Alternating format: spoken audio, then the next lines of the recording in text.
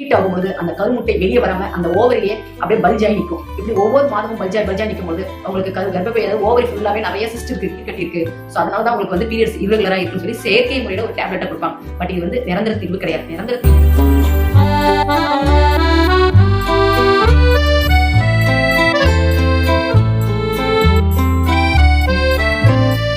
Example கர்ப்பப்பையில வந்து PCOD இருக்கு, இல்ல கர்ப்பப்பையில வந்து எண்டோமெட்ரிக் திக்னிங் ஆயிடுச்சு அப்படின்னா நம்ம ஒன்லி ஃபோக்கஸ் பண்றது, நீங்க எல்லாருமே இதை தான் இது வரைக்கும் பண்ணிக்கிட்டு இருந்திருப்பீங்க.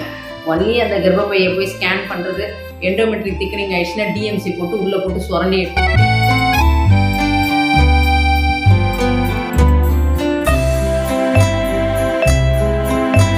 ஓவரில் ஃபுல்லா பிசிஓடி நீர் கட்டி நிறைய சேர்ந்து போயிருக்கு அப்படின்னா அதுக்கு நிறைய ஸ்டீராய்டு மாத்திரை சம்திங் ஹார்மோன்ஸ் டேப்லெட்ஸ்லாம் கொடுத்துட்டு இருப்பாங்க.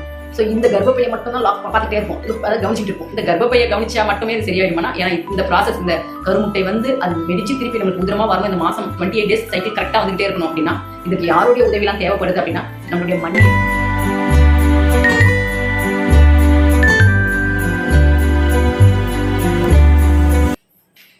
வணக்கம். இன்னைக்கு நம்ம ரொம்ப முக்கியமான டாபிக் தான் பார்க்க போறோம். இப்போ இருக்க காலகட்டத்தில் கிட்டத்தட்ட 100% பெண்களில் 95% பெண்கள் வந்து கர்ப்பப்பை சார்ந்த பிரச்சனையில் பல பேர் அவதிப்பட்டு இருக்காங்க. ஒவ்வொருத்தருக்கும் ஒரு பிரச்சனை. பிசிஓடி இருக்குன்றாங்க, ஒரு சிலர் வந்து எனக்கு எண்டோமெட்ரிக் திக்னிங் ஆயிடுச்சுன்றாங்க, இல்லை எனக்கு இர்ரெகுலர் பீரியட்ஸாக இருக்குது, இன்னும் ஒரு சிலர் பீரியட்ஸ் டைமில் எனக்கு பயங்கரமாக அடி வயிறு வலிக்குது, இன்னும் ஒரு சிலர் பீரியட்ஸ் டைமில் எனக்கு முதுகெல்லாம் பயங்கரமாக அப்படியே எலும்பு வலி எடுக்குது, இல்லை இன்னும் ஒரு சிலர் பீரியட்ஸே வரமாட்டேங்குது ஆனால் எல்லாமே வலி எடுக்குது. இந்த பீரியட்ஸ் இர்ரெகுலராக இருக்கிறதுனால எனக்கு தைராய்டு ப்ராப்ளம் வருது, இன்னும் சொல்லப்போனால் தைராய்டுனால தான் பீரியட்ஸ் ப்ராப்ளம் வருது அப்படிலாம் சொல்லி இந்த இர்ரெகுலர் பீரியட்ஸ், அதாவது கர்ப்பப்பை சார்ந்த தொந்தரவுகளால் பல பெண்கள் அவதிப்பட்டுட்டு வராங்க. இதை பற்றி தான் இந்த வீடியோவில் நீ தெளிவாக பார்க்க போகிறோம். இனி வருங்காலம் வந்து கொஞ்ச நாள் நம்ம கர்ப்பப்பை சார்ந்த பிரச்சனையை தெளிவாக பார்த்துடலாம். ஏன் வந்து பிசிஓடி வருது, ஏன் வந்து எண்டோமெட்ரிக் திக்னிங் ஆகுது அப்படின்றதெல்லாம் தெளிவாக பார்க்கலாம். நம்ம அதற்கு முன்னாடி, ஏன்னா இன்றைக்கி நான் எடுத்திருக்க டாபிக் வந்து பிசிஓடி பற்றி தான் தெளிவாக பேசணும் அப்படின்னு எடுத்தேன். ஆனால் அதுக்கப்புறம் பார்த்தோன்னா கர்ப்பப்பை எப்படி வேலை செய்யணும்னு உங்களுக்கு புரிஞ்சால் மட்டும்தான் நம்ம அதுலேருந்து பிசிஓடி எப்படி வருது, இந்த கர்ப்பப்பை எப்படி வேலை செய்யுதுன்னு தெரிஞ்சிச்சுன்னா பிசிஓடி ஏன் வருது, ஏன் எண்டோமெட்ரிக் திக்னிங் ஆகிக்கிட்டே இருக்குது, ஏன் வந்து நம்மளுக்கு மயோமெட்ரிக் வந்து டிஸ்டர்ப் ஆகிருக்கு, மயோமெட்ரியம் வந்து வீங்கி போயிருக்கு, ஏன் பீரியட்ஸ் நம்மளுக்கு வயிறு வலிக்குது அப்படின்றதெல்லாம் தெளிவாக பார்க்க முடியும். ஸோ ஃபஸ்ட்டு வந்து நம்ம கர்ப்பப்பை எப்படி இயங்குது அப்படின்றத தெளிவாக பார்க்கலாம். அடுத்தது பிசிஓடி பற்றி சொல்கிறேன். முடிஞ்சால் இந்த வீடியோலேயே பிசிஓடி பற்றி வந்துடும். ஒருவேளை வீடியோ கொஞ்சம் லென்த்தாக ஆரம்பிச்சுது அப்படின்னா நான் இதனுடைய கண்டினியூட்டி பிசிஓடியை நெக்ஸ்ட் வீடியோவில் பார்க்கலாம். ஏன்னா ஒரு வீடியோ வந்து ஒரு 30 minutesக்குள்ளே போடணும் அப்படின்னு தான் எய்ம் பண்ணி போடுறேன். ஸோ ஒருவேளை பெருசாகிடுச்சு, வீடியோ கொஞ்சம் அதிகமாகச்சு அப்படின்னா நம்ம அடுத்த வீடியோவில் பிசிஓட கண்டினியூட்டி வந்துடும். ஸோ நம்ம இப்போ கர்ப்பப்பை எப்படி இயங்குது அப்படின்றத பார்க்கலாம். கர்ப்பப்பை எங்கே இருக்குது அப்படின்னா நம்மளுக்கு தொப்புளுக்கு கீழே, அதாவது வெஜினா பகுதிக்கு கொஞ்சம் மேலே அழகாக இருக்குது. ஈவன் நம்மளுக்கு கை டச் பண்ணாவே அந்த கர்ப்பப்பை எங்கே இருக்குது அப்படின்றது தெரியும். நீங்கள் நிறைய லேடி டாக்டர்கிட்ட, இப்போ யாரும் அதை பண்ணுறதில்ல, லேடி டாக்டர்ஸ்லாம் போனீங்க அப்படின்னா கை வச்சே நம்மளுக்கு சொல்லுவாங்க கர்ப்பப்பை உங்களுக்கு வந்து வீங்கி போயிருக்கு, கர்ப்பப்பையில் வந்து குழந்தை தங்கியிருக்கு. அதாவது நம்மளுடைய வெஜினா பகுதியிலேருந்து நம்மளுடைய விரல்கள் போனாவே நம்ம கர்ப்பப்பையை டச் பண்ணி பார்க்கலாம். ஸோ அந்த அளவுக்கு நம்மளுடைய தொப்புளுக்கு கீழே தான் அந்த கர்ப்பப்பை இருக்குது. இந்த கர்ப்பப்பையில் தான் ஓவரி, ஃபேலிக்கன் டியூபல் எல்லாமே இருக்குது. இந்த கர்ப்பப்பை எப்போ நம்மளுக்கு உருவாகுது அப்படின்னா, அம்மாவுக்கு வந்து கரு உருவாகுது அப்படின்னா அந்த கரு பெண் குழந்தையாக இருக்கும் பட்சத்தில், அப்போ பெண் குழந்தையாக இருக்கும் பொழுதே அந்த குழந்தையோட உடம்பு உள்ள அந்த கர்ப்பப்பை அப்போவே உருவாயிடும். அந்த உருவாகிறது மட்டும் கிடையாது, கிட்டத்தட்ட மில்லியன்ஸான மதர் செல்ஸ் வந்து அந்த கருமுட்டை குழந்தை வயிற்றுல, அம்மா வயிற்றுக்குள்ள இருக்கும்போதே அந்த கர்ப்பப்பையில் குழந்தைக்கு உருவாயிடும். அந்த குழந்தை பிறந்ததுக்கு அப்புறம் அவள் வளர ஒரு 14 வயசு இல்லை அதிகபட்சம் ஒரு 15 வயசு வளர்றதுக்குள்ள அந்த மில்லியன் கணக்கான இந்த மதர் செல்ஸ், அதாவது கருமுட்டைக்கான மதர் செல் வந்து ஒரு 80,000 1 லட்சம் செல் வரைக்கும் தான் இருக்கும். மற்றது எல்லாமே நிறைய டிஸ்போஸ் ஆகிட்டு நல்ல ஒரு செல்ஸ் வந்து கிட்டத்தட்ட ஒரு 80,000 1 லட்சம் செல் வரைக்கும் அந்த கர்ப்பப்பையில் இருக்கும். அந்த பெண் வயதுக்கு வரா, 14 வயசு 15 வயசுல வரும்பொழுது அந்த 1 லட்சம் செல்ஸ்லேருந்து ஒரே ஒரு செல் மட்டும் ரப்சர் ஆகி நம்மளுடைய ஃபேலிக்கன் டியூபல் மூலிமா பிரிஞ்சு வெளியே வரும்பொழுது, உதிரமாக வரும்பொழுது நம்ம மாதம், அதாவது வயதுக்கு வந்துட்டா அப்படின்னு சொல்லி நம்ம அதை வந்து கொண்டாட ஆரம்பிக்கிறோம். இது மாதம் நடந்துக்கிட்டே இருக்கு.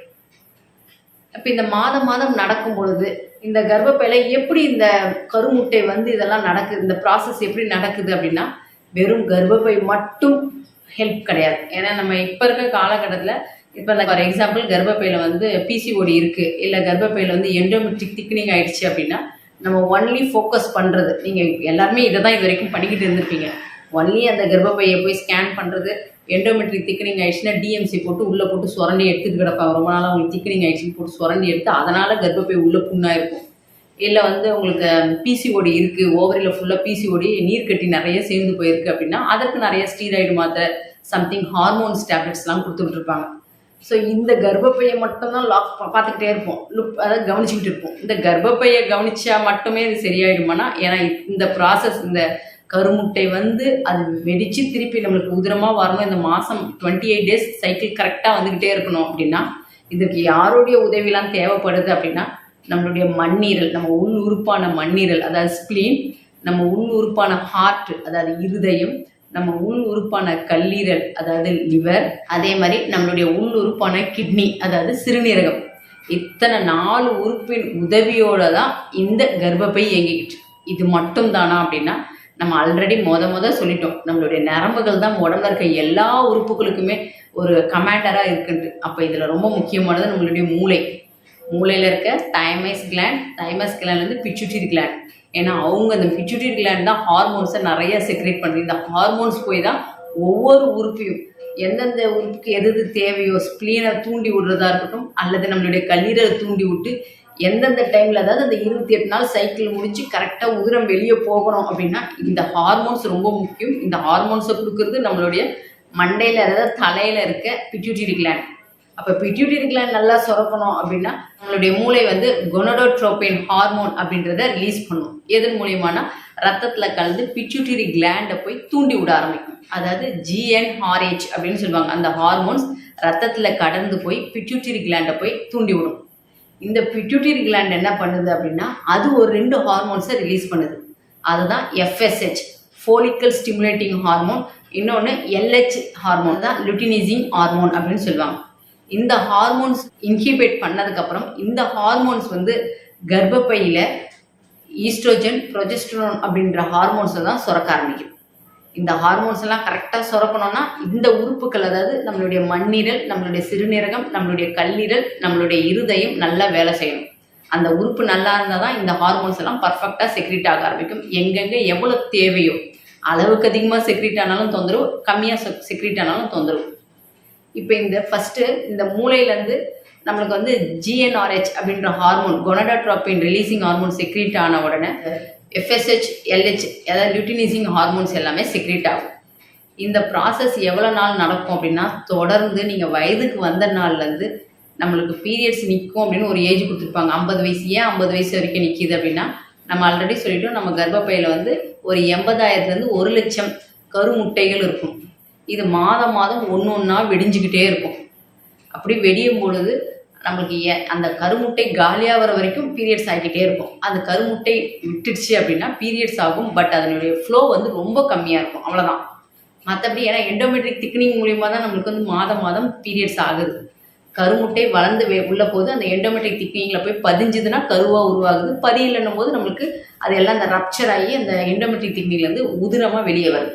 இந்த 28 சைக்கிள் எப்படி நடக்குது அப்படின்னா ஃபஸ்ட்டு முதல் நாள்லேருந்து 5ஆவது நாள் வரைக்கும் நம்மளுக்கு மாதம் தீட்டு வெளியே வருது. அந்த இது எண்டோமெட்ரிக் திக்னிங் வந்து ரப்சராகி வெளியே வருது. அது ரப்சராகி வெளியே வரதுக்கு யார் ஹெல்ப் பண்ணுறாங்க அப்படின்னா நம்மளுடைய மண்ணீரல் முக்கிய பங்கு வகிக்குது.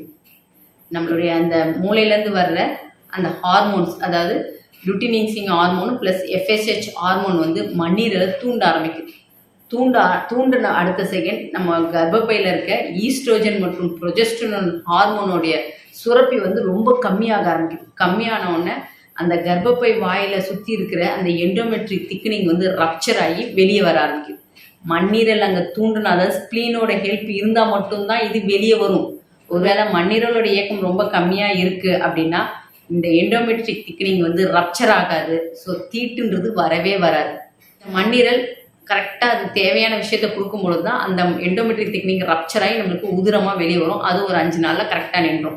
ஒருவேளை மண்ணீரல் ரொம்ப பலவீனமாக இருந்ததுன்னா 5 நாள்ன்றது அந்த எண்டோமெட்ரிக் திக்னிங்கில் இருக்க உதிரம் வெளியே வந்துக்கிட்டே இருக்கும். 10 நாள், 20 நாள், 30 நாள், 1 மாதம் வந்துக்கிட்டே இருக்கும் உதிரம்.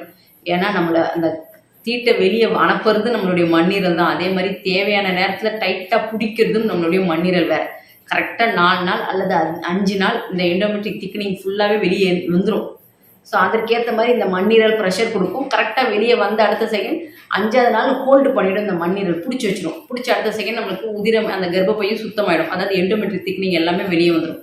ஆனால் அதை பிடிக்காமல் லூஸாக ஹோல்டு பண்ணாமல் விடும்பொழுது தான் நம்மளுக்கு உதிரம் போனது போய்கிட்டே இருக்கும். அது வாட்டுக்கு ஓடிக்கிட்டே இருக்கும். ஸோ அங்கே மண்ணீரலை பலப்படுத்தணும். அடுத்தது 5 நாளில் இப்போ ஒருத்தருக்கு வந்து ஆரோக்கியமானவங்க இருக்கிறாங்க அப்படின்னா 5 நாளில் இந்த ப்ராசஸ் முடிஞ்ச அடுத்த செகண்ட் 6ஆவது நாள்லேருந்து 13ஆவது நாள் வரைக்கும் நம்ம மைண்டில், அதாவது மூளையில் அந்த பிட்யூட்டரி கிளாண்ட்லேருந்து FSH ஹார்மோன் வந்து அளவுக்கு அதிகமாக செக்ரீட் ஆக ஆரம்பிக்கும். இது செக்ரீட் ஆகிறதுனால இந்த கல்லீரலை போய் தூண்ட ஆரம்பிக்கும். இந்த கல்லீரல் என்ன பண்ணுது அப்படின்னா ஈஸ்ட்ரோஜன் அப்படின்ற ஹார்மோன்ஸ் அளவுக்கு அதிகமாக நம்மளுடைய ஓவரியில் செக்ரீட் ஆக ஆரம்பிக்கும். இது செக்ரீட் ஆகிறதுனால இந்த கல்லீரல் என்ன பண்ணுதுன்னா அளவுக்கு அதிகமான உதிரத்தை நம்மளுடைய கர்ப்பப்பைக்கு கொடுக்குது. இந்த கர்ப்பப்பைக்கு போகிற ரத்தம் உதிரம் என்ன ஆகுதுன்னா நம்மளுடைய கர்ப்பப்பை ஃபுல்லாகவே சுற்றி ஒரு எண்டோமெட்ரிக் ஒரு கவசம் மாதிரி ஃபோல்ட் ஆக ஆரம்பிக்குது. அதாவது பெட்டு மாதிரி ஃபார்ம் ஆக ஆரம்பிக்குது. ஏன் அப்படின்னா ஒருவேளை இந்த கரு வந்து குழந்தைய, அதாவது ஆண் விந்தணுக்களோட இணைஞ்சி கருவாக உருவாக ஆரம்பிச்சதுன்னா அந்த கரு வளர்கிறதுக்கு ஒரு பெட்டு மாதிரி தேவைப்படும். ஸோ நம்மளோட கர்ப்பப்பையை ஒரு பெட்டு மாதிரி ரெடி பண்ணுறதுக்கு இந்த கல்லீரல்லேருந்து வர உதிரம் வந்து கர்ப்பப்பையை சுற்றி ஒரு பெட்டு மாதிரி ரெடி பண்ணுறதுக்கு இந்த கல்லீரல் ரத்தத்தை கொடுத்துக்கிட்டே இருக்கும். இந்த கல்லீரல் ரத்தம் சரியாக கொடுக்கல, இல்லை கல்லீரலில் உதிரம் ரத்தம் கம்மியாக இருக்குது அப்படின்னா அப்போ அந்த கர்ப்பப்பையை சுற்றி உள்ள அந்த கவசம் சரியாக, அந்த திக்னஸ் வந்து சரியாக இல்லாமல் குழந்தை உருவானாலும் எனக்கு 1 மாதத்துல இல்லை 2 மாதத்துலலாம் கலைஞ்சு போகுதுன்னு சொல்கிறதுக்கு முக்கிய காரணம் கல்லீரலில் ரத்தம் குறைபாடாக இருக்குது. இதெல்லாம் உடம்பு பேசுகிற அற்புதமான மொழிகள். எனக்கு நிற்கிதுங்க, 2 மாதம் தான் நிற்கிது, 3 மாதம் நிற்கிது, உடனே எனக்கு கலைஞ்சு போகுது அப்படின்னா அந்த எண்டோமெட்ரிக், ஏன்னா அதுதான் வந்து குழந்தைய பத்திரமாக பிடிச்சி வச்சுக்கிறது. அப்போ அந்த கர்ப்பப்பை வந்து அந்த உள்ள அந்த கவசம் வந்து பர்ஃபெக்டாக இல்லாதனால கரு அந்த இடத்துல ஊனாமல் இறங்கி வந்துடுது. ஒன்றும் இல்லை, அவங்க வீட்டில் வந்து ஒரு செடி போடுறீங்க, கீழே வந்து ஒரு விதையை போடுறீங்க, விதையை என்ன பண்ணுது, மண் நல்லா பிடிச்சிக்குது, அங்கே வேர்லேருந்து மேலே செடி நல்லா வருது. ஒருவேளை மண் ரொம்ப லூஸ் கொடுக்குது, மண் ஸ்ட்ராங் இல்லை அப்படின்னா என்ன நடக்கும், பேஸ்மெண்ட் ஸ்ட்ராங் இல்லைன்னா உங்கள் வீடு எப்படி இருக்கும், எந்த நிமிஷத்தில் எந்த ஆடுனாலும் விழுந்துரும்னு சொல்லுவாங்க. ஒரு காமெடியாகவே சொல்லுவாங்க, எனக்கு பாடி ஸ்ட்ராங்கு பேஸ்மெண்ட் வீக்குன்னு சொல்லுவாங்களா, அதே மாதிரி தான். இப்போ பேஸ் அப்படின்றது தான் நம்மளுக்கு அந்த எண்டோமெட்ரிக் திக்னிக் கர்ப்பப்பையை சுற்றி உள்ள அந்த ஒரு பெட்டு மாதிரி உள்ள குஷன்.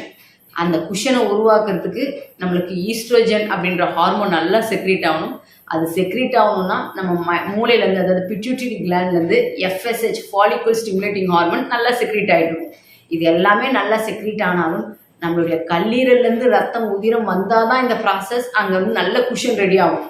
ஹார்மோன்ஸ் எனக்கு நல்லா இருக்குங்க, ஆனால் கல்லீரலில் ரத்தம் இல்லை அப்படின்னா இது அந்த அந்த கவசம் வந்து சரியாக இல்லாதனால குழந்தை கரு தங்காமல் சீக்கிரம் கலைஞ்சி போகிறதுக்கு, அப்போ கல்லீரலில் ரத்தம் அதிகப்படுத்துறதுக்கான பயிற்சிகள் வாழ்க்கை முறை மாற்றினாலே போதுமானது. சரி, அதுக்கப்புறம் குழந்தை நல்ல அந்த கர்ப்பப்பையை சுற்றி நல்லாவே அந்த எண்டோமெட்ரிக் திக்னிங் கிட்டத்தட்ட ஒரு 4 மீட்டர் இல்லை 5 மீட்டர் வரைக்கும் அந்த திக்னிங் வரும். அதற்கப்புறம் 14ஆவது நாள் என்ன ஆகும்னா கருமுட்டை நல்லா வளர்ந்து நல்லா ரப்சர் ஆகி வெளியே வரணும் அப்படின்னா இந்த LH அப்படின்ற ஹார்மோன் செக்ரிட் வந்து அதிகமாகும். அது அதிகமாகும் போது ப்ரொஜெஸ்ட்ரோன் அப்படின்ற ஹார்மோன் செக்ரிட் அதிகமாகும். அப்படி அது அதிகமாகுதுன்னா நம்மளுடைய FSH ஹார்மோன் கம்மியாகணும். ஏன் அது கம்மியாகணும் அப்படின்னா, ஏன்னா ஒரு கருமுட்டை அந்த 6ஆவது நாள்லேருந்து 13ஆவது நாள் வரைக்கும் அந்த ஓவரியில் இருக்க கரு வந்து நல்லா பெருசாக வளரணும் அப்படின்னா நம்ம இந்த FSH ஹார்மோன் ரொம்ப முக்கியம். இன்னமும் அது செக்ரிட் ஆகிட்டே இருந்தால் மற்ற கருமுட்டைகள் எல்லாம் வளர்ந்துற போகுது அப்படின்றதுனால உடனே இந்த 14ஆவது நாள் கரெக்டாக இதெல்லாமே டைம் பிரகாரம் நடந்துட்டு இருக்கோம். இதுதான் ஆர்கன் கிளாக் அப்படின்னு சொல்கிறோம். இந்த 14ஆவது நாள் இந்த FSH ஹார்மோன் வந்து கம்மியாகிடுச்சுன்னா அந்த ஒரே ஒரு முட்டை மட்டும் நல்லா வளர்ந்தது வெளியே வரணும்னா LH லுட்டினிசிங் ஹார்மோன் வந்து செக்ரிட் ஆகும். அது செக்ரிட் ஆகும்போது ப்ரொஜெஸ்டிரோன் அப்படின்ற ஹார்மோனும் அளவுக்கு அதிகமாக செக்ரிட் ஆகும்.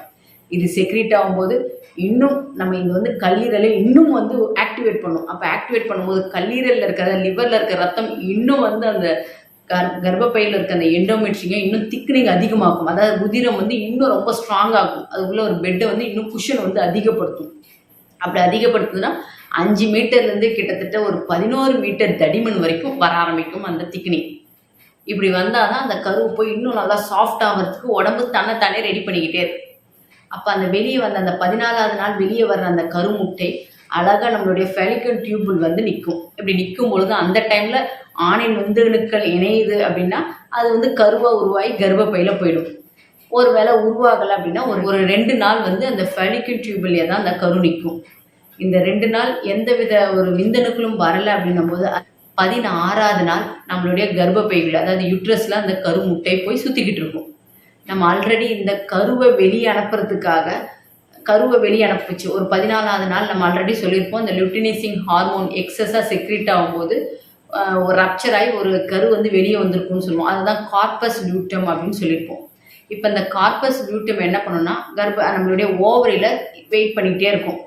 ஒருவேளை கரு இணைஞ்சிச்சு அப்படின்னா இது வந்து இங்கே ஆட்டோமேட்டிக்காக உடனே ரப்சர் ஆகிட்டு அந்த கரு வந்து கர்ப்பப்பையில் ஸ்ட்ராங்காக வளர ஆரம்பிக்கும். ஆனால் கரு உருவாகாமல் இது டைரெக்டாக அப்படியே கர்ப்பப்பைக்குள்ளே போயிடுச்சு அப்படின்னா இந்த கார்பஸ் லியூட்டம் வந்து நல்ல எந்த அளவுக்கு கார்பஸ் லியூட்டம் இருந்துக்கிட்டே இருக்குது அப்படின்னா நம்மளுடைய ப்ரொஜெஸ்ட்ரோன் அப்படின்ற ஹார்மோன் அளவுக்கு அதிகமாக கல்லீரல் கர்ப்பப்பைக்கு உதிரத்தை கொடுத்துக்கிட்டே இருக்கும். ஏன்னா அந்த வந்து குஷன் மாதிரி ரெடி பண்ணணும்.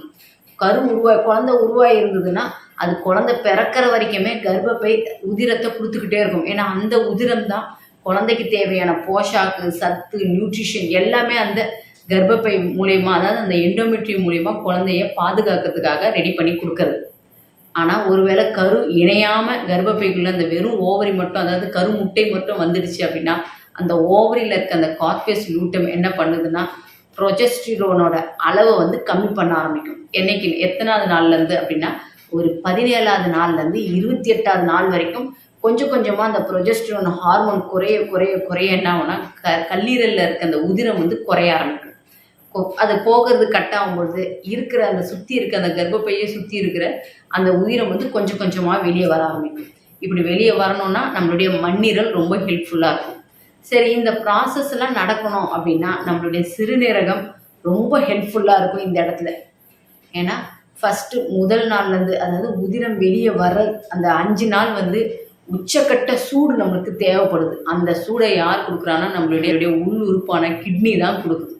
நம்ம ஏற்கனவே சொன்ன மாதிரி எப்போவுமே எல்லா உறுப்புமே உள்ள கதகதப்பாக இருந்தால் தான் ஆரோக்கியம்னு சொல்லியிருப்போம். அப்போ இந்த கர்ப்பப்பைக்கு கதகதப்பை கொடுக்கணும் அப்படின்னா நம்மளுடைய சிறுநீரகம் ரொம்ப ஆரோக்கியமாக இருக்கணும். அப்போ மாதம் தீட்டு வரணும், அந்த கதகதப்பை மெயின்டைன் பண்ணணும்னா நம்மளுடைய சிறுநீரகம் ரொம்ப ஹெல்ப்ஃபுல்லாக இருக்குது இந்த இடத்துல. ஏன்னா நம்மளுடைய ஆல்ரெடி சொல்லிட்டோம், இந்த கரு உருவாகி அந்த ஓவரிலேருந்து கருமுட்டை வெளியே வர்ற வரைக்கும் ஒரு வித உடம்பு குளிர்ச்சியாக இருக்கும். இதனால தான் இந்த 14வது நாள் தான் கருமுட்டை கரெக்டாக வந்து நம்மளுடைய ஃபேலிக்கல் டியூபலில் ஆணின் விந்தணுக்களுக்காக வெயிட் பண்ணும். அந்த டைமில் ஆணின் விந்தணுக்கள் ஏன்னா அந்த டைமில் அது வந்து குளிர்ச்சியாக இருக்கும். குளிர்ச்சி இருந்தால் தான் ஆணின் விந்தணுக்கள் சூடு. ஏன்னா இதெல்லாம் வந்து நான் ஆரம்ப விலையத்தில் சொல்லியிருப்பேன். பெண் வந்து குளிர்ச்சி தன்மையில் இருப்பான், ஆண் வந்து சூடு தன்மையில் இருப்பாங்க. இந்த இரண்டும் இணையும் போது தான் ஒரு கருவை உருவாகுதெல்லாம் ஆல்ரெடி ஆரம்ப வீடியோலேயே நான் அதெல்லாம் தெளிவாக சொல்லியிருப்பேன். அப்படி பார்க்காதவங்க நான் டிஸ்கிரிப்ஷனில் வந்து லிங்க் கொடுக்குறேன், அதை போய் பாருங்கள். அதை பார்த்துட்டு வரும்போது தான் உங்களுக்கு புரிய ஆரம்பிக்கும்.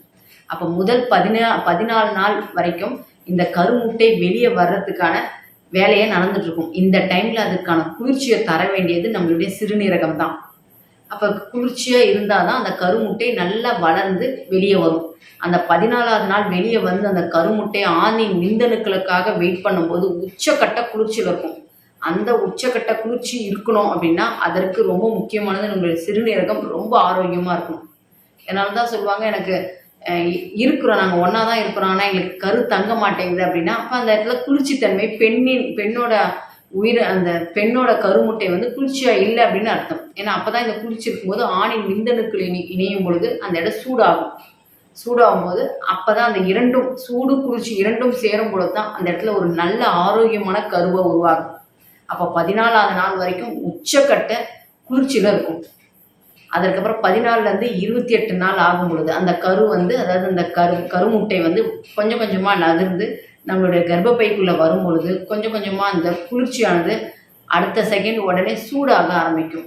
கொஞ்சம் கொஞ்சமாக சூடாகி பீரியட்ஸ் ஆகணும். அந்த 5 நாள் அந்த பீரியட்ஸ் ஆகும் பொழுது பாடி ஓவர் ஹீட்டில் உச்சக்கட்ட சூடு இருந்தால் மட்டும்தான் பீரியட்ஸ் ஆரோக்கியமாக வெளியே வரும். நிறைய பேர் கேள்விப்பட்டிருப்பீங்க, எனக்கு இந்த மாதம் இந்த டேட்டில் இன்னும் பீரியட்ஸே வரல, ஆனால் வயிறு மட்டும் வலிச்சிக்கிட்டே இருக்குது, பீரியட்ஸே வர மாட்டேங்குது அப்படின்னா உடனே நீங்கள் என்ன பண்ணுவீங்கன்னா ஒரு எள்ளு உருண்டை, ஒரு எள்ளு பர்பி, அப்படி இல்லைன்னா ஒரு பப்பாளி பழத்தை சாப்பிடுவோம். ஏன்னா இதெல்லாம் சூடானது, சாப்பிட்டா பீரியட்ஸ் வந்துடும். நேற்று நான் எள்ளு உருண்டை சாப்பிட்டேன், அதனால தான் எனக்கு பீரியட்ஸ் வந்துச்சுன்னா சொல்லுவாங்க. ஏன்னா உச்சக்கட்ட சூடாயிடுச்சு அப்படின்னா அந்த உள்ளே இருக்க அந்த எண்டோமெட்ரிங்கெல்லாம் அழகாக வலிச்சு வெளியே வந்துடும். ஸோ அந்த வேலையை யார் ஹெல்ப் பண்ணுறான்னா நம்மளுடைய சிறுநீரகம் தான். அப்போ அந்த கருமுட்டை வெளியே வர்றதுக்கு குளிர்ச்சியாகவும் உச்சக்கட்ட குளிர்ச்சி ஆகிறதுக்கும் திருப்பி அந்த குளிர்ச்சியானது உச்சக்கட்ட சூடாகி அந்த அதாவது இந்த பீரியட்ஸ் வெளியே வர்றதுக்கும் இந்த சிறுநீரகம் ரொம்ப ஹெல்ப்ஃபுல்லாக இருக்குது. அப்போ அதை சூடாகவும் குளிர்ச்சியாகவும் கதகதப்பாக வச்சுக்கிறது நம்மளுடைய சிறுநீரகம் ஹெல்ப்ஃபுல்லாக இருக்குது. அந்த சிறுநீரகம் இப்படி சூடு குளிர்ச்சியை மாற்றி மாற்றி கொடுக்கணும் அப்படின்னா அதற்கு நம்மளுடைய இருதயத்தின் உதவி இருந்தால் தான் இது நடக்கும். அப்போ இருதயம் அதனுடைய ப்ரெஷர் கொடுக்குது யாருக்கு? சிறுநீரகத்துக்கு. இருதயத்துலேருந்து ப்ரெஷர் பர்ஃபெக்டாக கொடுக்கும்போது இந்த அதாவது இருதயத்துலேருந்து ஒரு பம்ப் வருதுன்னு வச்சுக்கோங்களேன். பம்பு போய் கிட்னியை ஆக்டிவேட் பண்ணும்போது கிட்னி என்ன பண்ணுதுன்னா எப்பப்போ சூடு வேணுமோ எப்பப்போ குளிர்ச்சி வேணுமோ கொடுத்துக்கிட்டே இருக்குது. இது ஒரு நாள் 2 நாள் கிடையாது, தினமுமே இந்த 28 சைக்கிள் நடந்துக்கிட்டே இருக்கும். அதாவது முதல் 14 நாள் குளிர்ச்சியாக இருக்கும், அடுத்த 14 நாள் சூடு, திருப்பி 28ஆவது நாள் முடிஞ்ச அடுத்த செகண்ட் திருப்பி 1ஆம் தேதியிலேருந்து திருப்பி 14ஆம் தேதி வரைக்கும் திருப்பி குளிர்ச்சி, 14ஆம் தேதியிலேருந்து 28ஆம் தேதி வரைக்கும் சூடு, திருப்பி 1ஆம் தேதி, இப்படி சைக்கிள் ரவுண்டிங் இருந்துக்கிட்டே இருக்கணும். அப்போ கிட்னி இந்த 28 நாளும் சூடு குளிர்ச்சியாக பர்ஃபெக்டாக கொடுக்கணும் அப்படின்னா நம்மளுடைய இருதயம், நம்மளுடைய ஹார்ட் அந்த இடத்துல பம்பிங் பர்ஃபெக்டாக சிறுநீரகத்துக்கு தேவையான போஷாக்க, அதாவது ஒரு ப்ரெஷரை கொடுத்துக்கிட்டே இருக்கணும். இது மட்டும் இல்லாமல் அந்த கர்ப்பப்பையை பாதுகாக்கிறதுக்காக அந்த குஷன், அதாவது எண்டோமெட்ரிக் திக்னிங் கரெக்டாக இருக்கணும்னா நம்மளுடைய கல்லீரல் நல்ல வேலை செய்யணும். அதே மாதிரி அந்த உதிரம் கரெக்டாக 5 நாள் வெளியே திருப்பி நிற்கணும் அப்படின்னா அதற்கு மண்ணீரல் வேலை செய்யணும். இந்த விஷயம்லாம் நடக்கணும் அப்படின்னா ஹார்மோன்ஸ் பர்ஃபெக்டாக இருக்கணும். ஹார்மோன்ஸ் கரெக்டாக இருக்கணும்னா நம்மளுடைய தலையில் இருக்க மூளை மற்றும் நரம்புகள் ரொம்ப ஆரோக்கியமாக இருக்கணும். அப்போ நம்ம உடம்புல ஒரு விஷயம் நடக்கணும்னா இத்தனை ப்ராசஸும் பர்ஃபெக்டாக நடந்தால் மட்டும்தான் நம்ம ஆரோக்கியமாகவே குழந்தைய பெற்றெடுக்கிறதாகவும் இருக்கலாம். அல்லது மாதம் தீட்டு வரணும்னா இந்த ப்ராசஸ், இந்த அனைத்து உறுப்புகளின் முக்கியத்துவம் ஹெல்ப்ஃபுல்லாக இருக்குது. சரிங்க, இப்போ எனக்கு பிசிஓடி அப்படின்னா என்னன்னு சொல்லியிருப்பாங்கன்னா உங்களுடைய ஓவரியில் ஃபுல்லாக நிறைய நீர் கட்டி வந்திருக்கு, பாலிசிஸ்டிக் ஓவரி சிண்ட்ரோம் இல்லை பாலிசிஸ்டிக் ஓவரி டிசீஸ் அப்படின்னு சொல்லியிருப்பாங்க. அப்போ அதாவது பாலிசிஸ்டிக்னா சின்ன சின்ன நிறைய கட்டிகள், ஓவரி சிண்ட்ரோம், ஓவரினா அந்த ஓவரியில் நிறைய அந்த குட்டி குட்டியாக நிறைய கட்டியாக இருக்குது அப்படின்னு சொல்லியிருப்பாங்க. இதற்கு முக்கிய காரணம் என்னென்னா நம்ம ஆல்ரெடி சொல்லிட்டோம், ஒரு கதகதப்பு இருக்கணும் அப்படின்னு சொல்லியிருப்பேன். இந்த கருமுட்டை, அதாவது ஓவரிலேருந்து கருமுட்டை வெளியே வர்ற வரைக்கும் ஒரு வித குளிர்ச்சி இருக்கணும். அந்த குளிர்ச்சி இல்லாத பொழுது அந்த கருவெல்லாம் என்ன ஆயிடுதுன்னா, அதாவது நம்ம ஓவரியில் இருக்க அந்த கரு அப்படியே டைட் பிடிச்சிக்குது. அதாவது ஹீட்டில் என்ன ஆயிடுதுன்னா பல்ஜாகி போகுது, பல்ஜாகி அப்படியே நிற்கிது. இப்படி ஒவ்வொரு மாதமும் ஒவ்வொரு ஹீட் ஆக ஆக அங்கே பாடியான அந்த இடத்துல நம்ம ஆல்ரெடி சொல்லிட்டு அந்த 14 நாள் குளிர்ச்சியாக தான் இருக்கணும்னு சொல்லியிருக்கோம். அந்த 14 நாள் குளிர்ச்சியாக இருந்தால் தான் அந்த கரு அழகாக வெளியே ரப்சர் ஆகி வெளியே வரணும். ஆனால் இது வராதனால ஓவர் ஹீட்டில் ஆனால் நிறைய பேர் கேள்விப்பட்டிருக்கீங்க, எனக்கு பிசிஓடி இருக்குது ஆனால் பீரியட்ஸ் நார்மலாக வருதுங்க. பிசிஓடி இருக்குது ஆனால் என்னால் குழந்தையும் பெற்றுக்கிறேன், எனக்கு ஒன்றும் பிரச்சனை இல்லை, இருக்குன்னு சொன்னாங்களே தவிர எனக்கு ஒன்றும் பெரிய தொந்தரவு இல்லை அப்படின்னு கேள்விப்பட்டிருப்பீங்க. இது ஏன்னா ஓவராக ஹீட் ஆகலை, ஓரளவுக்கு லைட்டாக ஹீட் இருக்குது, பெரிய விஷயம் கிடையாது. ஆனால் அளவுக்கு அதிகமாக பாடி ஹீட் ஆகும்பொழுது, ஏன்னா நம்ம வாழ்க்கை முறை எல்லாமே மாறி போயிடுச்சு. ஸோ அதனால் ஹீட் ஓவராக இருக்கும் பொழுது, அப்போ ஹீட் ஓவராகிட்டு இருக்குது, எந்த இடத்துல சூடு வேணுமோ சூடு கொடுக்காம, குளிர்ச்சி வேணும் இடத்துல குளிர்ச்சி கொடுக்காம இருக்குது அப்படின்னா அங்கே கிட்னி ரொம்ப பலவீனமாக இருக்குன்னு உடம்பு பேசுகிற மொழி தான். அப்போ ஓவராக குளிர்ச்சியாக இருக்க வேண்டிய இடத்துல அந்த ஃபஸ்ட்டு 14 நாள் ஓவராக ஹீட் ஆகும் பொழுது அந்த கருமுட்டை வெளியே வராமல் அந்த ஓவரிலேயே அப்படியே பல்ஜாகி நிற்கும். இப்படி ஒவ்வொரு மாதமும் பல்ஜாகி நிற்கும் பொழுது அவங்களுக்கு கர்ப்பப்பை, அதாவது ஓவரி ஃபுல்லாகவே நிறைய சிஸ்ட் இருக்குது, கட்டி இருக்குது, நீர் கட்டி இருக்குது. ஸோ அதனால தான் உங்களுக்கு பீரியட்ஸ் இர்ரெகுலராக இருக்குன்னு சொல்லி செயற்கை முறையில் ஒரு டேப்லெட்டாக கொடுப்பாங்க. பட் இது நிரந்தர தீர்வு கிடையாது. நிரந்தர தீர்வுன்னா ஃபஸ்ட்டு நீங்கள் கிட்னியை ஆரோக்கியப்படுத்துகிற மாதிரி உணவுகள், ஒரு சில பயிற்சிகள் நீங்கள் செஞ்சாலே அந்த உறுப்பு தன்னைத்தானே புதுப்பிக்க ஆரம்பிக்கும். அப்போ அங்கே சேர்ந்துருந்த அந்த பாலிசிஸ்டிக் ஆட்டோமேட்டிக்காக ரெக்கவரி ஆக ஆரம்பிக்கும். இதை எப்படி நம்ம நிரந்தர தீர்வு கொடுக்கலாம்? சரிங்க, எனக்கு பாலிசிஸ்ட் ஓவரி இருக்குது, நான் 5 வருஷமாக இருக்குது, எனக்கு 10 வருஷமாக இருக்குது அப்படின்னா இதை எப்படி இயற்கையாக ட்ரீட்மெண்ட் கொடுக்கலாம் அப்படின்னா ஃபஸ்ட்டு நீங்கள் கிட்னியை நம்ம பலப்படுத்தணும். சிறுநீரகத்தை எப்படி பலப்படுத்தலாம் அப்படின்னா நான் ஆல்ரெடியும் சொல்லியிருப்பேன், சிறுநீரகம் பலவீனமாக இருக்கிறவங்க கம்பல்சரி வாரத்தில் ஒரு 3 நாள் அல்லது 4 நாள் நல்ல டப்பில் சூடாக தண்ணி வச்சு உட்காருங்க. அப்படி உட்காரும் பொழுது கிட்னி தன்னைத்தானே, அதாவது சிறுநீரகம் தன்னைத்தானே புதுப்பிக்க ஆரம்பிக்கும். ஒன்றும் இல்லை, ஒரு பெரிய டப்பில் நல்லா சூடாக இருக்கணும், உடம்பு பொறுக்கிற அளவு சுடுதண்ணியில் உட்காருங்க. உங்களுடைய இடுப்பு அந்த சுடுதண்ணியில் நல்லா மூழ்கணும். ஒரு 5 நிமிஷம் உட்காந்தா போதுமானது. அதுக்கப்புறம் உடம்புல ஒரு 4 டப்பா சூடாக ஊற்றிட்டு ஈரம் இல்லாமல் தொடச்சிட்டு நீங்கள் ட்ரெஸ்ஸை மாற்றிட்டு போய் படுக்கலாம். இதை கம்பல்சரி பண்ணுங்கள். அப்போ கிட்னி அங்கே ஆட்டோமேட்டிக்காக நார்மல் ஆக ஆரம்பிக்கும். இப்படி பண்ணும் பொழுது அந்த பாலிசிஸ்ட்லேருந்து படிப்படியாக வெளியேறலாம். ஒரு நாள் செஞ்சுக்கலாம் தீர்வு கிடைக்காது. வாரத்தில் 3 நாள் அல்லது 4 நாள் இந்த ப்ராசஸாக பண்ணணும். அதற்கப்புறம் பீரியட்ஸ் ஆகுது அப்படின்னா கம்பல்சரி எனக்கு பாலிசிஸ்ட் ஓவரி இருக்குங்க, சிண்ட்ரோம் இருக்குது, ஆனால் எனக்கு பெரிய பாதிப்பு கொடுக்கல அப்படின்னா, இருந்தாலும் மாதம் உங்களுக்கு பீரியட்ஸ் கரெக்டாகவோ இல்லை இர்ரெகுலராக வரும்பொழுது துணியை யூஸ் பண்ணுங்கள். தயவு செய்து பேட் யூஸ் பண்ணவே பண்ணாதீங்க. பேட் யூஸ் பண்ணும்போது அந்த இடத்துல ஹீட் வந்து டிஸ்டர்ப் ஆக ஆரம்பிக்குது. ஏன்னா நான் அதை ஏற்கனவே சொல்லியிருப்பேன், அந்த 14ஆவது நாள் வரைக்கும் 28ஆம் தேதி 14ஆம் தேதியிலேருந்து 28 நாள் வரைக்கும் அந்த பீரியட்ஸ் வந்து ஃப்ளோ ஆகும்போது சூடு அதிகமாயிட்டு அந்த அந்த லாஸ்ட் டேட்டில் வரும்போது உச்சக்கட்ட சூட்டில் தான் வெளியே வருது. நீங்கள் அந்த உச்சக்கட்ட சூடு வெளியே வரும்பொழுது துணியை வச்சிங்கன்னா என்ன ஆகும்னா அந்த சூடை ஃபுல்லாக அப்சர்வ் ஆகிடும், உள்ளே ரிப்பீட் அடிக்காது. ஆனால் நீங்கள் பேடுன்னு வைக்கும்பொழுது அந்த ஹீட் வெளியே வரும்பொழுது இந்த பேட் என்ன பண்ணுதுன்னா திருப்பி அந்த சூடை உள்ளே அனுப்புது. ஓவர் ஹீட்டில் அந்த இடம் என்ன ஆகிடும்னா ஏற்கனவே சூடாக இருக்க வேண்டிய இடம் குளிர்ச்சி ஆகிடுது. அதனால் பீரியட்ஸ் ஃப்ளோ சரியாக வரமாட்டேங்குது. அப்படி இல்லைன்னா அது உள்ளேயே கட்டியாக தங்க ஆரம்பிக்குது. கர்ப்பப்பையில் கட்டி வரத்துக்கும் இதுதான் முக்கிய காரணமாக இருக்குது. அவங்க கர்ப்பப்பையில் எவ்வளோ பெரிய கட்டி இருக்குது, கர்ப்பப்பையை ரிமூவ் பண்ணலாம் இல்லை கட்டியை ரிமூவ் பண்ணலாம்னு சொல்லுவாங்க. இதுவும் ஒரு காரணமாக இருக்குது நீங்கள் யூஸ் பண்ணுற பேடால். எனக்கு பேட் யூஸ் பண்ணி பழகி போச்சு அப்படின்னா நீங்கள் பேடுக்கு மேலே துணியை வைங்க. எப்போவுமே துணி தான் உங்களோட ஸ்கின்ல பட்டிருக்கணும். அப்போ தான் அங்கேருந்து வர்ற ஹீட்டை வந்து இந்த துணி வந்து அப்சர்வ் பண்ணிடும். இன்னும் புரிகிற மாதிரி சொல்லணும் அப்படின்னா, உங்கள் வீட்டில் ஒரு பாத்திரத்தில் தண்ணியை நல்லா தளன்னு கொதிக்க வைக்கிறீங்க. கொதிக்க வச்சுட்டு ஸ்டவ் ஆஃப் பண்ணிவிட்டு அது மேலே தட்டை வச்சு மூடிடுங்க. என்ன ஆகும், நீங்கள் சூடு அனல் வெளியே வருது, தட்டை வச்சு மூடினீங்கன்னா கொஞ்ச நேரத்தில் தட்டை தூக்குனீங்கன்னா தட்டு மேலே ஃபுல்லாக நீர் குமிழ்கள் இருக்கும். ஏன்னா இது ஹீட்டு திருப்பி உள்ளே அனுப்பிச்சோ அடுத்த செகண்ட் நீர் குமிழ்களாக மாறிடுது.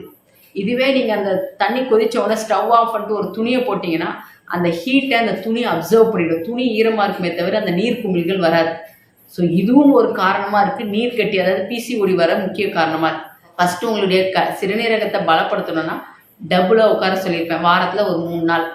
அடுத்தது பீரியட்ஸ் வருது அப்படின்னா எப்போ வந்தாலுமே சரி, அது இரெகுலராக வந்தால் கூட கவலைப்படாதீங்க. அது வாட்டி வரட்டும். நீங்கள் உள்ளுறுப்பு ஆரோக்கியமாக்கிட்டீங்கன்னா ஆட்டோமேட்டிக்காக அது நார்மல் வர ஆரம்பிச்சிடும். 28 சைக்கிள் கரெக்டாக உடம்பு ரெடி பண்ண ஆரம்பிச்சிடும். பீரியட்ஸ் வரும்பொழுது துணி யூஸ் பண்ணுங்கள். இன்னும் நிறைய பேர் சொல்லியிருப்பாங்க, எனக்கு தைராய்டு இருக்கிறதுனால தான் எனக்கு பிசிஓடி வருதுன்னு. அப்போ தைராய்டு வரதுக்கு முக்கிய காரணமே அங்கே சிறுநீரகம் பலவீனம்ன்றதை நான் ஏற்கனவே ஒரு வீடியோலேயே சொல்லியிருப்பேன். இப்போ தைராய்டு வர்ற எல்லாருக்குமே வந்து கிட்னி பலவீனமாக தான் இருக்கும். அப்போ கிட்னி பலவீனமாக இருக்குன்னா தைராய்டு வர்றவங்களுக்கு கால்சியம் டிஃபிஷியன்சியும் இருக்கும். ஸோ இதெல்லாம் நான் ஆல்ரெடி ஒரு வீடியோலேயும் சொல்லியிருப்பேன். அதனுடைய லிங்க்கையும் டிஸ்கிரிப்ஷனில் கொடுக்குறேன். அப்போ நீங்கள் வந்து ஃபர்ஸ்ட் ஆஃப் ஆல் உங்களுடைய சிறுநீரகத்தை ஆக்டிவேட் பண்ணிங்கன்னா தைராய்டே 100% கிளியர் பண்ணிக்கலாம். அதையும் நம்ம லைஃப் லாங் டேப்லெட் எடுத்துகிட்டு தான் இருப்பாங்க. அதை எடுத்தால் தான் எனக்கு பீரியட்ஸ் ரெகுலராக வருதுன்னு சொல்லுவாங்க. ஸோ சிறுநீரகத்தை நீங்கள் ஆக்டிவேட் பண்ணிங்கனாவே போதுமானது. சரிங்க, அடுத்த ப்ராசஸ் என்ன பண்ணலாம் அப்படின்னா யோகாசன பயிற்சிகள். ஏன்னா பீரியட் சரியாக வரலை அப்படின்னும் போது அதை மெயினாக இப்போ பிசிஓடிக்கு தான் நம்ம சொல்லிக்கிட்டு இருக்கோம். பிசிஓடிலேருந்து வெளியே வரணும். ஏன்னா தைராய்டு தான் பிசிஓடி வேறு வருதுன்னு சொல்கிறதுனால நான் தைராய்டையும் சேர்த்துட்டேன். இப்போ ஃபஸ்ட்டு கிட்னியை பலப்படுத்தணும். கிட்னியை பலப்படுத்தினீங்கன்னா அந்த பிசிஓடிலேருந்து நிரந்தரமாக வெளியேறிடலாம். ப்ளஸ் இது இல்லாமல் பீரியட்ஸ் ஆகும்பொழுது பேடுக்கு பதில் துணி யூஸ் பண்ணுங்கள், இல்லை பேடுக்கு மேலே துணி வச்சு யூஸ் பண்ணுங்கள்.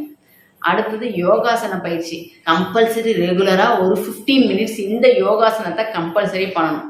இந்த யோகாசனம் பண்ணும்பொழுது என்ன ஆகுதுன்னா உங்களுடைய பெல்விக்ஸ் பகுதி வந்து நல்ல ஒரு ஸ்ட்ரென்த்னிங் ஆக ஆரம்பிக்கும். பெல்விக்ஸ் ஏரியா ஸ்ட்ரென்த் ஆகும் பொழுது உங்களுடைய ஹார்மோன்ஸ் எல்லாமே பர்ஃபெக்டாக செக்ரீட் ஆக ஆரம்பிக்கும். பிளட் ஃப்ளோ வந்து நல்ல ரெகுலராக இருக்கும். உடம்பு முழுவதும் நல்ல சர்க்குலேஷன் நடக்க ஆரம்பிக்கும். என்னென்ன ஆசனங்கள் செஞ்சால் நல்லாயிருக்கும் அப்படின்னா காளி ஆசனம். காலை ஜஸ்ட்டு நல்லா விரிச்சிட்டு நம்ம உட்காந்து எந்திரிக்கணும். அந்த ஆசனங்களையும் நான் அந்த வீடியோவில் நான் போடுறேன், அதையும் பாருங்கள். இந்த காளி ஆசனா பல மெத்தடில் செய்யலாம். அதில் ரொம்ப சிம்பிளான 2 மெத்தட் தான் சொல்லியிருக்கேன். நீங்கள் ஃபஸ்ட்டு மெத்தடு ஒரு 10 அல்லது 15 நாள் தொடர்ந்து செஞ்சுட்டு அதுக்கப்புறம் செகண்ட் மெத்தட் செய்ய ஆரம்பிங்க. அப்படி செய்யும் பொழுது உங்களுக்கு தொடை வலி, இந்த தொடையை இழுக்கிறது இது எல்லாமே கொஞ்சம் நார்மலாகும். அதுக்கப்புறம் செகண்ட் மெத்தட் செஞ்சிங்கன்னா உங்களுக்கு ரொம்ப யூஸ்ஃபுல்லாக இருக்கும். தொடர்ந்து செய்யும்போது பிசிஓடி இந்த ப்ராப்ளத்துலேருந்து அழகாக வெளிப்படலாம். ஃபஸ்ட்டு நீங்கள் நேராக நிமிர்ந்து நின்றுக்கோங்க. காலை கொஞ்சம் அகட்டி வச்சுட்டு இந்த மாதிரி காலை கொஞ்சம் திருப்பிக்கோங்க. 2 பக்கமும் காலை திருப்பிட்டு முதுவிதில் ரொம்ப ஸ்ட்ரெயிட்டாக இருக்கணும். அப்படியே உட்கார போகிறீங்க. நல்லா கையை நல்லா நேராக நிமித்திட்டு ஜஸ்ட்டு வணக்கம் சொல்கிற மாதிரி இந்த மாதிரி நீட்டி வைங்க. ஒரு 5 டைம்ஸ், அந்த ஒரு 5 கவுண்ட் வர்ற வரைக்கும் அப்படியே இருக்க வேண்டியதான்.